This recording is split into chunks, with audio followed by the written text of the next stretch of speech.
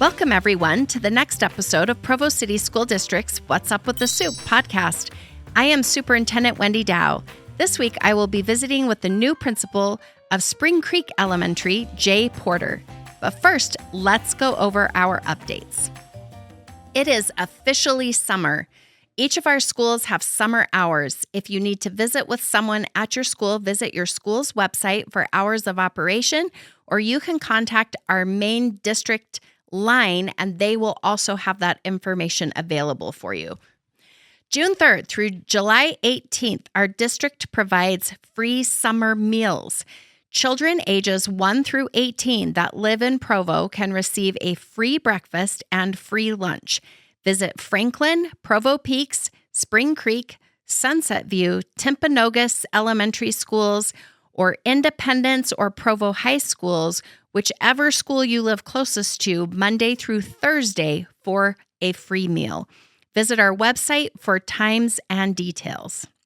If you are interested in hearing updates regarding the construction projects happening throughout the district, please visit the district website and click on the new construction newsletter sign-up link. For complete updates during the summer, visit us on our website or on social media. And now, on to our guest. I am here with our next guest for our podcast this week. We have Jay Porter, who has been the assistant principal at Wasatch Elementary and is now going to be the principal of Spring Creek Elementary. Thank you so much for joining us. Thanks for having me. So, Jay, I know you have a long background in education. So tell us a little bit about your journey and how you ended up, now you're going to be at Spring Creek Elementary, and what your experience and background has been. Yeah, so I've been in education for 19 years, which makes me an old man. Hey, don't say that. I've been in it longer than you, and I'm an old lady. Started out in Washington County as a third grade teacher and fifth grade teacher there, and eventually became a Title I coordinator. Taught down there for 13 years. Was in 3 different schools there and was able to have a lot of fun, especially as a Title I coordinator. That's when I realized this is kind of the direction I want to go with administration and things, because it was really fun getting to know like all the kids. I really like dealing with behavior, as odd as that sounds, but it's a really fun thing to tackle and help those kids overcome. So after that, I was trying to become a principal, and there was a job out in Blanding, Utah. Oh, wow. Which is the other southern Utah, just so you know. That's what they refer to. That's right. Out in the middle of nowhere. Closest Walmart was an hour and a half. And that's a long haul. Closest Costco was Spanish Forks. That's 5 hours. Wow. So no home delivery there. No home delivery there, no. But when we saw that come up, I asked my wife, I'm like, well, I know I want a principal's job, but is this something we want to do? And we did. We decided to do it and go on that adventure, and it really was an adventure. I was a principal there for 3 years, school with about 45% Navajo Nation kids, a small percentage of Ute, Native Americans as well, and then the rest Caucasian, with a few Hispanics in our school as well. It was a real eye-opening experience that way. The Native Americans are a very at-risk population in a school setting. At least that's what I found out. And it was just amazing to work with them and just see the progress of those kids as we implemented things and tried to meet their needs. But then, as I said, Blanding's a long way from everywhere. Yes. We decided it was time to move forward in our career, and I found a job up here in Provo. And went back into the classroom, which I highly recommend all principals do, because it had been 9 years since I'd been in the classroom. And that gets to be a long time, right? It does. Our distance from it gets to be quite great. Yeah, and I always hear stories, that administrator hasn't been in the classroom for 8 years. Well, it's true. It is true. We become disconnected from the trenches. And so getting back in the trenches really has helped me a lot, where I've been able to see, were those things that I was asking teachers to do for 3 years, were they able to do them? And can I do them as a teacher? Is that realistic? So that's what I focused on as a teacher at Sunset View was, all right, I'm going to try some of these things that I tried there and that maybe some teachers didn't like and say weren't possible. And I found out some of them weren't. So that's good. Which was really good to see. And it just got me to connect more with or empathize with teachers. The next year I went to be an assistant principal at Wasatch Elementary. That's when I really noticed that going back into the classroom helped me as an administrator because I wasn't as disconnected and I understood where teachers were coming from more on that. So was there for 2 years doing dual immersion with Chinese, working with Mr. Furman as a principal, and we were able to do a lot of good things there. Yeah. And now the next adventure. So Here we go. Just a bunch of adventures. That's what we're all about. That's right. On to Spring Creek. I think it's very powerful that you have been in the classroom so recently. And there's even a difference, right, between doing it for one day or one class period because I go in and help out versus, no, I'm doing this and preparing this every single day. Like it's a lot that we ask of our teachers. It's a ton. So Mr. Furman is going back into the classroom, and he asked me about it because I had recently experienced it. And I said, it's a different hard. A teaching, different hard. I love that. It's a different hard. And it's, in fact, I might argue that it's harder because sometimes as an administrator, you close your door and be like, all right, I need to chill. But you can't do that. You can't do that in the classroom. You're like, I need a break, but too bad. Too bad. You'll get one at 4:30. So that is tough. That is definitely something we lose perspective on as to that you're on stage all the time as a teacher, for sure. Absolutely. So I'm excited about that perspective that you're going to bring into Spring Creek and that empathy that you'll have there. That'll be fantastic. Tell me, what made you want to be a teacher? Like, what is your why? So my father was in education, and I consider him my number one mentor for sure. And he had a job that made him available for us, where he was in teaching. And I was able to see as an administrator, because he went into administration as well, and I was able to see the impact that he had on whole communities, which just boggled my mind, right? Where here he is dealing with 600, 800 kids and having an impact on individuals within those 800 as well as the group as a whole. And he would just have all sorts of stories, and it got me excited. And I really the biggest motivation is I want to be a good dad, and I want a job where I could put in the time to be a good dad as well. So my family's number one for me, and then to have a job that you can have such an impact with helping kids is just, there's no better place to be than in education. I say that now, but sometimes it's really crappy as well. but for the most part, sometimes there are low days. That's for sure. You bet. Right? But you bet. Where did you grow up, Jay? I grew up in Utah County mainly. Okay. I was in Orem and Pleasant Grove and did a stint in Morgan, Utah. There you go. Tiny town. Yep. There. So. And where did you go to school? I went to UVU and SUU. Okay. Both. Perfect. So awesome. Graduated from there. That's awesome. So you're homegrown Utah County right here. You betcha. Yes, I love it. I love it. I love the impact that your dad had on you and your ability to see both the impact that he had on the community, but how it also allowed him to be a good dad. I love hearing that. I think our communities need to know that we're all parents too, many of us, and that we care about all of these kids that we're interacting with day in and day out.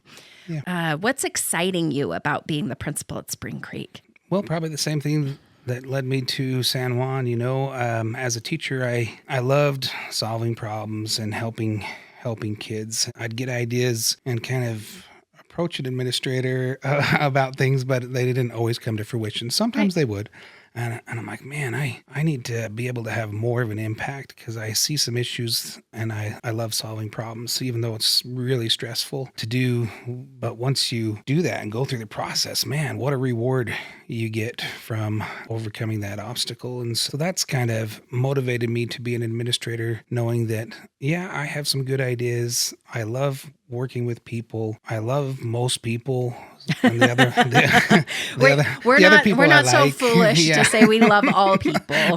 Right. That's right. And can work with even those that I don't love. For sure. And just find it very rewarding to see that impact that you can have on people's lives, and knowing that that we constantly talk about this efficacy that teachers are supposed to have collectively, but you also have to have it individually before that, knowing that you can have an effect as an individual. And then as you see that and work within a community or a a system, you can see how that impact spreads when you work with others and can have that effect size increase because you're working with others. That was very well said. I love the idea that we have to have that as an individual first, and then we start to support one another in that larger community that we can really make a difference. I know, too, you're excited to actually go back to a Title I school. Yeah. Talk to us a little bit about your love and desire to help students that sometimes struggle a little bit. Yeah. I think my mom and my dad have instilled in me, help the underprivileged, right? Try to reach out and help lift those who, because of circumstances, can't lift themselves. They instilled that in me to a fault, probably, where I just really look at those who have disadvantages and want to help overcome those disadvantages and make school what it's supposed to be, that equalizer, giving everybody an equal opportunity and access to education. So I look at a Title I school where you have a high population of low income, low socioeconomic status kids who maybe aren't having those opportunities, and they won't get them unless we give it to them as a school. School is really the number one place where they're going to get those. And it's not parents' fault or anything like that. It's just a victim of the circumstance that these kids are facing. And so what we try to do is make that circumstance better with school by giving them access to education and not having the lack of exposure be the reason that they don't succeed in life. They can still choose not to succeed in life, but if you give them the access and you do everything you can to guarantee that you're going to give them the skills, or try to as best you can, then it's their choice from there. But if you give them that equal access to that education, that's what's going to help them succeed if they want to do so. Yeah, absolutely. What are you most nervous about going into Spring Creek? At the beginning of today, it was my team leader meeting. Just kidding, team leaders. It was great. We had a great meeting today. Putting yourself into a community that you haven't been a part of, right? That has all these social norms and business norms and things that you haven't been a part of, and you're just put in there as the big cheese, And here, this is your community that you're ahead of and that you don't know anything about yet. So just getting to know that at the same time, it's really the exciting part. Sometimes we get caught up in a mind frame in the communities when we stay there for a long time that this is the way it is, but there's lots of ways to do things. And finding that out today with our team leaders, they were very, very kind, but they also were willing to tell me what they thought, which was really awesome. And we'll get to know each other and build that trust. So it's nerve-wracking, but awesome at the same time, I guess. Yeah, absolutely. I think oftentimes the things that make us the most excited are also the things that make us nervous, right? And I think what you're also articulating is that there are lots of different ways to do things, and you're just coming together to figure out what that's going to feel like and how you're going to work together to create the best outcomes for kids. Yeah, absolutely. Bottom line, that's what we want. If you had an idea of what do you want Spring Creek to look like in 3 to 5 years after you've been there, what are you hoping that will be kind of your mark, or that people will say about Principal Porter having been at Spring Creek? I would like to see a school that has a collaborative culture where people are working together, and this includes with the students, that they are working together in their classrooms and the teachers are working together as teams to get things done. I would also like to see an environment where people trust one another and are able to leverage that trust to be honest and get things done. I also would love to see students be more in charge of their learning, because I think there's a big disconnect sometimes where we feel like we as teachers are in charge of kids' learning, and we say, just here, I'm going to dispense it, you get it, all right? But I really think kids are the key to opening up that learning, where they are getting feedback, where they are self-reflecting, where they are doing their own parent-teacher conferences. They know the data around their learning, and they know where they have holes, and they know what they need to do to get out of those holes. They know the struggle of learning. They know what a good learner looks like. Because to me, the content that we teach it's great and wonderful, but we're in the business of teaching kids how to be a learner and how to use those skills to be successful in our society. And it doesn't matter if they learn about the moon or the soil to do that. Those are just vehicles to teach them how to solve problems, how to be a communicator, how to collaborate with others. I would see them just taking charge of their learning and allowing them to be an integral part with decisions that they make, as well as understanding that metacognition that they need to have of how they're thinking. Yeah, and that they understand how they learn best and why I'm going to choose this way to help myself achieve this goal. It's a very powerful thing when kids can do that. So those are fantastic. I would be thrilled if that would be amazing. And I think every parent listening to this is going to agree. That's what I'm going to tell you. So. I think so. If there was one last thing you wished the community or your students knew about you that maybe they won't know just by looking at you, and what would you say you would hope that is? They would know. I'm a lot nicer than I look. No, no, I'm just kidding. That I just care about kids and that I'm willing to work with anybody, knowing with the idea that we have their child's best interest in mind, right? And that if I keep that at the forefront of what I'm doing, then we'll be able to have disagreements all day long, but still be able to be cordial and work together and come to a consensus on things. So I just want people to know that I love kids and I want what's best for your kids, even though I don't know any of them right now, that I want them to succeed and believe that they can succeed. Yeah. I just, I see that when I see you interact with kids at Wasatch, just you have great relationships with students and have really spent a lot of time getting to know them. And they definitely see you as someone they trust, someone that they can count on. You're an ally to them and a person that they can go to. So Spring Creek will discover that very soon as well. I hope so. I know, yeah. Well, I'm very excited to have you at Spring Creek, Jay. Thank you so much for taking the time to talk with us. And I know Spring Creek will be thrilled as they get to know you even a little bit better. Yeah, I'm excited to be there. Thank you for having me on today. It was fun. Yes. Thank you, everyone, for joining me for this week's episode of What's Up with the Soup. As always, all episodes will be posted on the district website, YouTube, and anywhere you get your podcasts.